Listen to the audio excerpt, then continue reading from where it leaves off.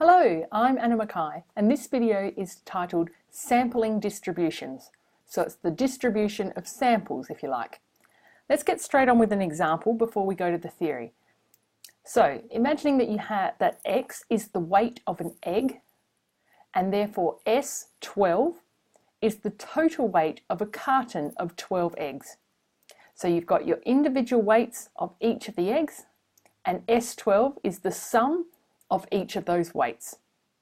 So the definition that we're after for this concept is for n independent observations of a random variable X. So in this case, that was the weights of each egg, and we had 12 of them. The sum of the observations is the random variable Sn. So that's adding up those weights.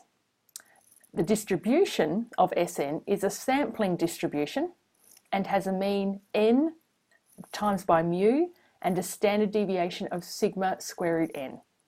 That probably doesn't mean much right now, and it doesn't need to at this point. Let's go on to do an example. Okay, so you survey your class of 10 people. 5 of them have 1 pet, 3 of them have 2 pets, and 2 have 3 pets. So let X be the number of pets a person has, so that if we randomly pick any student in that class, what is the chance of them having each of those 3 scenarios, 1, 2, or 3 pets? So we need to find the probability distribution of X.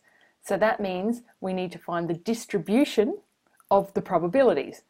So those 2 words should say to you, draw up a table. So that means we need the probabilities of each of these things happening. So 5 out of 10 have 1 pet, 3 out of 10 have 2, and 2 out of 10 have 3 pets. So drawing up a table, feel free to use a ruler, keep it nice and neat. So X are the random variables that we could pick, the 3 scenarios. So the things happening are 1 pet, 2 pets, or 3 pets. And down here it's the probability, because X is a random person chosen. What's the chance of that being each one of these? So if in place of each of the X's, we could have, what's the chance of a random person having 1 pet?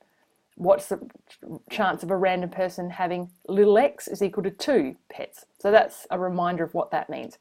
And we're going to put the probabilities in here. The chance of 1 pet, 5 out of 10, or 1 out of 2. 2 pets is 3 out of 10, and simplifying the last one, 1 out of 5. So that's our probability distribution. Now, what are the possible values of S2? So what that means is, if you take any one of the scenarios to happen, so you take one random person and find out how many pets they have, and then you take the next random person and find out how many pets they have, what is the sum of each of those scenarios? So what that means is you could take a person that has 1 pet first, and then next time around you have a person that has 1 pet again, and how many pets have they got in total then? 2. So that's the smallest scenario you could have. Another scenario is the first person chosen has 1 pet, and then the next person chosen has 2 pets. Add them together, 3 pets. And so you go along pairing up each number with each other number. So 1 plus 3 is 4. And then we've done each of the ones. So you come back here. You need to double check each time around. So 2 plus 1 is 3. Yep, got that one. 2 plus 2 is 4. Check, got that one. 2 plus 3, that's 5. That's a new possible value. And then checking the last one. So 3 plus 1 is 4. Got that. 3 plus 2 is 5. Got that. And 3 plus 3 is 6. So we add that one on.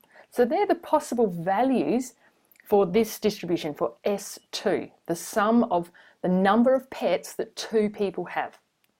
Moving on, now we need to find the probability distribution of that, of adding up those 2 things happening. So how to do that? So what is the chances of this happening, where the sum is 1 plus 1? So now we have to remind ourselves of the probability here, and it's the probability of the first person having 1 pet and then the next person having 1 pet. So the way to write this out is you would technically need to write out 5 of these. As you get better at these, you can just do them in your head, but it's worth showing you how these are calculated. So first of all, we want the probability that the first person that we pick, x1, and the next person that we pick, that the total number of pets they have is 2. Oh no, here we go.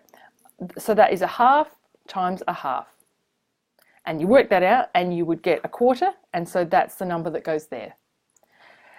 I'm going to quickly write this out for all 5 of them. Feel free to speed up the video at this point or pause it. I'm just going to quickly write all of these in. The 5 scenarios, that's a plus. Oops, let's do that again. So the 5 scenarios of the different number of pets that 2 people in total could have. 2, 3, 4, and 5. Okay, back here again. So how is it possible to get 3 pets? You could have this person first and then that person second. So that's a half multiplied by 3 on 10. Technically it's a tree diagram as well if you felt like doing it that way. Now the next scenario, 1 pet and 3 pets makes 4. So we have a half times by a fifth. Now, all the other scenarios, 2 pets first and then 1 pet makes 3 pets. So we're going to put that in this row, and the probability is 3 on 10 times by 1 on 2. Yes, you'll notice that it's the same. So you could have done 2 lots of that one, not to the power of 2. That's very different. But I'm just going to show you how each of them could happen. Next we have 2 pets first and then 2 pets second. 3 on 10 times 3 on 10. And then we have 2 pets and 3 pets making 5 pets. So you take their probabilities there. And now the last scenario is 3 pets and then 1 pet. So we take the 1/5 chance times by a half chance. I'll quickly speed this up and fill out the others. I've put them in the wrong spot though, haven't I? 3 plus 1 is 4. Right, so here this one goes 1/5 times by a half, add on 1/5 times by 3 on 10, and then 1/5 times by 1/5. So that's how you work each of these out. And I can tell you that the answers are 3 on 10, 29 on 100, 3 on 25, and 1 on 25. Okay, so we're nearly done. Now we're asked to find the mean and standard deviation of S2. So back on the very first slide, here was the formula. So N, that is the number of people in our class. So we have, so that's N times by mu.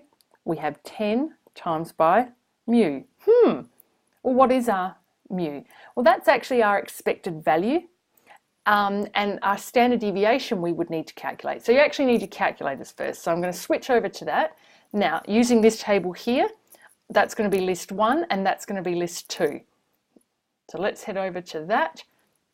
And here it is. So list 1 is going to be 1, 2, and 3. And list 2 is going to be 1 on 2, then 3 on 10, and 1 on 5. So calculate that. One variable stat, hang on, before I do that, you need to set it so that list 1 and list 2 are being calculated. And then we have our mean of 1.7 and our standard deviation of 0.781. So back across here,